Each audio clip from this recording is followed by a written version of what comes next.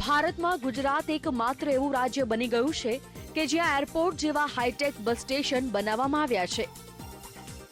હવે ગુજરાતમાં bus station નહીં પરંતુ બસ સ્પોટ જોવા મળી રહ્યા છે.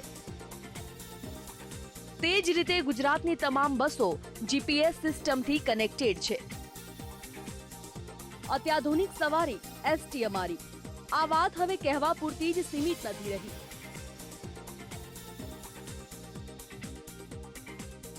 એસટી નિગમ દ્વારા જીએસઆરટીસી મોબાઈલ એપ પણ લોન્ચ કરવામાં આવી છે, જેમાં એડવાન્સ બુકિંગ, કરંટ બુકિંગ કરવાની સાથે તમે તમારી બસને ટ્રેક પણ કરી શકો છો. તમે ગૂગલ પ્લે સ્ટોરમાં જઈ જીએસઆરટીસીની official ticket booking app download કરી શકો છો. એડવાન્સ બુકિંગ મારફતે તમે તમારી એડવાન્સ ટિકિટ બુક કરાવી આરામદાયક મુસાફરીનો લાભ મેળવી શકો છો અને છેલ્લી ઘડીએ પડતી મુશ્કેલીઓમાંથી પણ તમે મુક્તિ મેળવી શકો છો. કરંટ બુકિંગ કરવાથી તમે રોકડ વ્યવહારની ઝંઝટમાંથી મુક્તિ મેળવી શકો છો, તેમજ છૂટા પૈસા માટેની પણ કોઈ સમસ્યા રહેતી નથી. એક સમય હતો જ્યારે બસની રાહ જોવી પડતી હતી, પરંતુ ટ્રેક માય બસ વિકલ્પનો ઉપયોગ કરીને તમે તમારી બસનું લોકેશન મેળવી શકો છો.